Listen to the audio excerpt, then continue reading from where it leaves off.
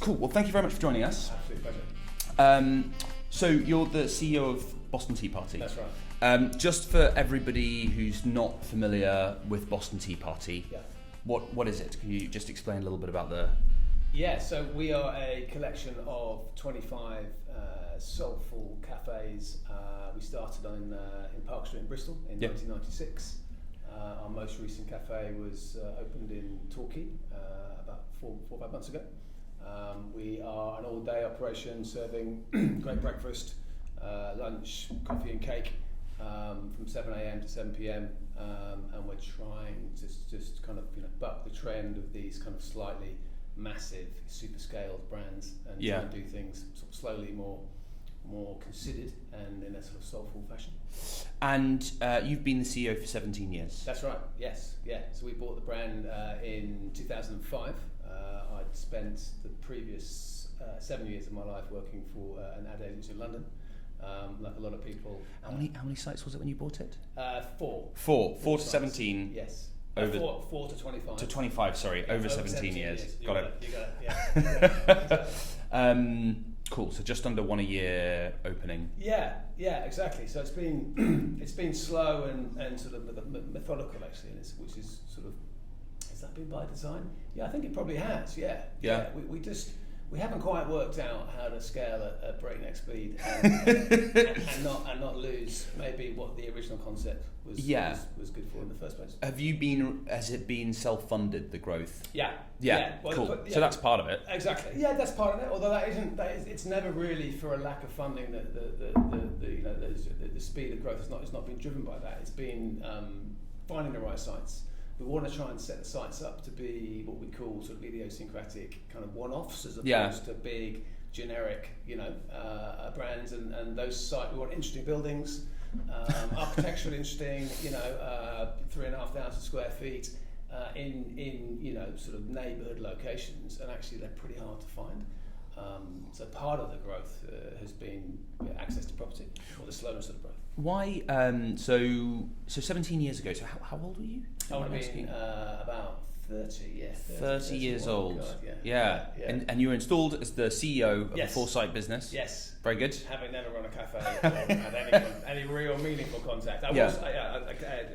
Disclosure, I was brought up in a pub and gastropubs. And right. My parents were restaurateurs. Okay. So I had it strangely, despite the fact I could always see how hellishly hard they worked. Very little in return. I had it sort of in my it was like a sort of tractor. A cultural putting me in, I think. Yeah. But so basically I turned up and literally had no idea what I was doing. I didn't know how to cash up, serve anyone, make any coffees. Nice. It was like a proper batsman. Why Boston Tea Party? Why was that the brand you chose? So my wife and I at the time, actually, when we came out of London, we were looking for a pub. Actually, we'd convinced ourselves that we wanted to buy a gastropub. That's and just as fortune goes, my existing fellow majority shareholder found in, I think, the back of the Sunday Times in the days when classifieds was still a thing. Yeah. Business for sale. He picked up the phone and said, "Look, this is cafe. Amazing. Cafe for sale. Yeah, why don't you come and check it out?" And as soon as I saw it, I sort of fell in love with it. Really, I fell in love with it. It had back then a real sort of independent spirit. The clue is in the name. So the Boston Tea Party, as I'm sure you're aware, was a event against British colonial tax on tea. So they had this, the name is embedded in this kind of actually anti-big brand, anti-colonial, anti-kind of big oppressive sort of operator. So that's where Boston Tea Party came from. Yeah, it's funny because the right-wing Republican group, the Tea Party, have done probably a small amount of damage to, the actual Well, idea of what it means. We get brilliant emails sort of going, we love you guys, and we're like, tourists, we're kind of Guardian readers, so not really your crowd. It's wild to me that you could sell a business by putting an ad in the back of a classified back of paper. Extraordinary. Those were the days in 2005, right? That was really, I guess, before the iPhone, before the internet was there, wasn't it? But it wasn't really anything like it is now. So those were the days when that's what you used it for. And the current geographical span of your business. So it's started in Park Street in Bristol. Was the first site. Exactly. So we've got 4 in Bristol, we've got 2 in Bath, we've got Cheltenham, Worcester, Stratford-upon-Avon, Leamington Spa, and then we've got 4 in Birmingham, and then we're down in the southwest in Plymouth, Exeter, Honiton, Taunton and Barnstaple, and then we're into Wiltshire, Ringwood and Salisbury, and then to the east we're down in Chichester, and then most recently Worthing. Nice. So yeah, that's roughly. Kind of a growing southwest spread. Yeah, exactly. Yeah. I think we're sort of probably now heading north. The M4. No, not really north. Like down the M4. That's maybe heading towards, as I mentioned to you before we started filming, the South London and West London suburbs. Might be of interest. I grew up in Leicester. Okay. And I think it would be a real moment in Leicester's growth as a city if it got a Boston Tea Party. Are you selling? Sell me Leicester in 2 sentences. So Leicester used to be, Leicester was the place in the UK that nobody knew where it was. Right. No one had heard of it, despite its size. And then something happened when I was in university. 2 things happened. One, we won the football, despite having been previously a rubbish team. Yes. And then suddenly everybody knew where Leicester was. Yeah. And then we also found Richard II in a car park. I remember that, yeah. And those 2 events coincided with the growing economic hub of Leicester, which has gotten better and nicer as a city. It's kind of premiumising. Okay. It's ripe for the matcha teas and the lattes to start pouring out of an indie brand in the centre of town. I've made a mental note. I'll get the property guys on it. Yeah. Leicester would be a good spot. Yeah, well, we're in Birmingham and we love Birmingham. It's a great city. So that's only a short stone's throw, isn't it? Why does somebody come to Boston Tea Party and not the next coffee shop along? I think, that's a good question. Firstly, we set the business up to be as inclusive as we possibly can. We are a community hub. We want to try and be a little bit like, the relationship people have with their local pub. We want them to have with Boston. So we try and make sure that we set up spaces that are incredibly inclusive. So it's really broad. We'll get an incredibly eclectic range of people, from an elderly couple having a cream tea to a student, revising for an exam, for a business lunch, for families, and everything in between. So firstly, the sites themselves are set up to be super inclusive. How do you cultivate that inclusivity? Sorry. I think there's a couple of drivers. One is space, sheer space. Yeah. So if you go into a restaurant and you were to sit at a table and open your laptop, you'd probably get someone going, actually, I sort of need the table back at some point. So I think that helps, and it also allows brands and our brand to naturally compartmentalize. We get sort of hubs of people using the cafes in different ways. So you get the laptop used in a certain space, you get moments of probably crammed with kids, and business meetings. So naturally it kind of it works by trying to make sure our team. I think if you're made to feel welcome, and we have an overarching goal of making sure that every single customer leaves happy, then you are then the team are the ones that ultimately deliver that, right? So they are the guys that again, to the point I just made, if you go into certain restaurants and you've got a load of kids or you're a big party, then you just get that slight sort of, oh God, here we go. So it's a team welcome. It's the product that we serve. We're super proud of trying to do the right thing, sustainable products, great breakfast, great coffee. So those are the types of hooks that I think allow us to have quite a broad appeal.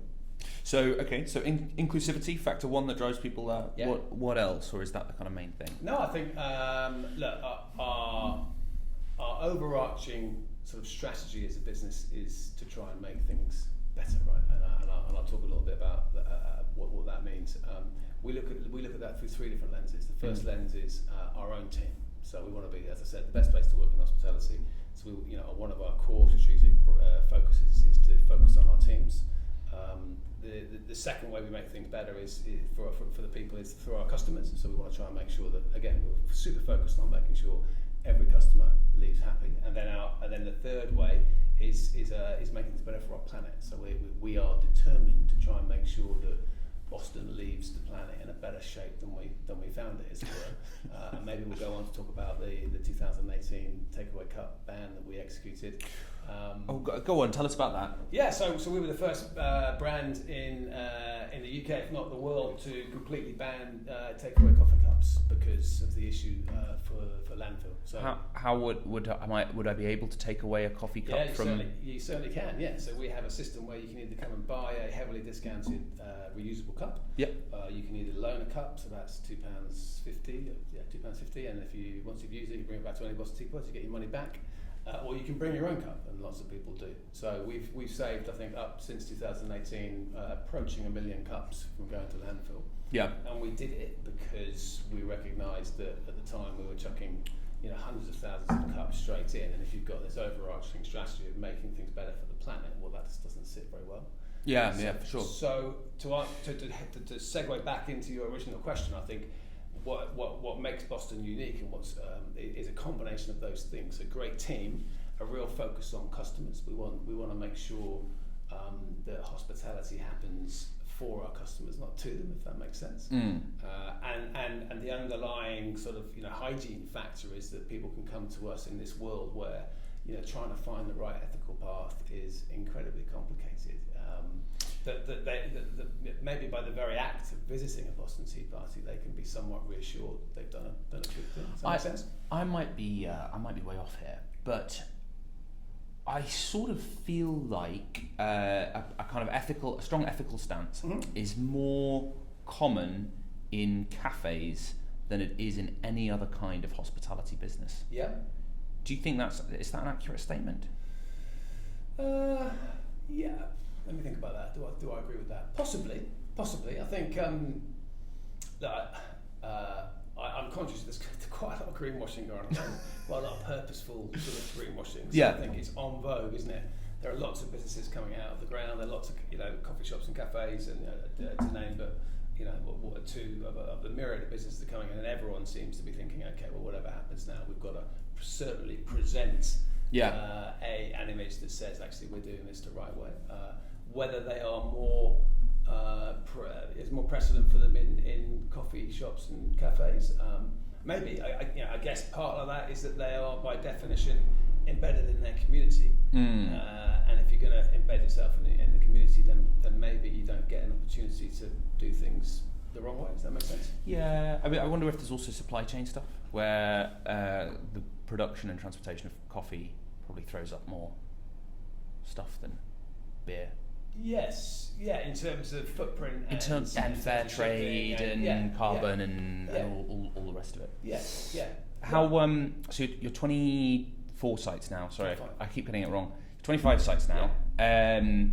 How do you cultivate the sense that you're the centre of communities, or at the centre of communities, when you are now a chain? Yeah, well, I think we speak a lot about scale versus soul, and one of the hardest things as you scale up a brand is to retain what made the brand brilliant in the first place. Yeah. And in the way we talk about it at Boston is you want to give ground grudgingly. In theory, every extra site is an erosion of an original concept. Yeah. And in order to scale, you need to often standardise and you need to become efficient. And in my view, those are the enemy of soulfulness often, because actually they erode it quite quickly. Yeah. So firstly, we try and make sure that, as I've already said, we're scaling the right way, and we try and scale maybe an influence as opposed to a physical footprint, by which I mean, we try and embed ourselves in our community by reaching out into the community. By as I mentioned earlier, we shut at 6 and 7 o'clock, so we will look to try and use our spaces to support local charities. We open up our cafes for people who, it might be a local box scheme that's getting into regenerative farming. Well, we'll open up the doors and we'll host an event. So it's about employing our team from our local community for those guys to buy into the overarching making things better purpose. Yeah. To make sure that everyone who comes in is made to feel like it's a kind of home from home welcome, but also then reaching out into that community and seeing what cool stuff we can support. Maybe give you one example. We've recently launched, a couple of years back actually, but COVID got in the way, the Boston Tea Party Foundation, and that was all about going out and finding kids from difficult backgrounds, difficult socio-demographic backgrounds, difficult upbringings, full stop, in poor parts of the cities that we trade, and giving them workplace opportunity. So we have a program where they come in and they do inspo days. We go and do inspo days into the local schools, and then they come in and they'll do trial shifts. They'll do days in the kitchen. They'll do days in the bar, with the ultimate goal of building confidence. But then beyond that, we will offer quite a few of them roles at Boston. So that's just one example, I think, of how the brand reaches out into the community in a really meaningful way, and that allows us to really build bridges, really strong bridges and connections into those communities. Nice. So devil's advocate here. So large, roomy sites with lots of compartments. Yeah. Charity work, yeah. and a focus on a wide number of initiatives besides coffee. All of that sounds expensive to me. Yeah. How do you think about that? I mean, it's a premium kind of cafe, yeah. right? Yes. We're in the new inflation world. Yep. Do you have a kind of inflation battle plan? How are you thinking about it? I think, like every other operator, you've got it. We're all in the trenches at the moment. Hospitality is in a bit of a tight spot in terms of hyperinflation and team shortages and the like.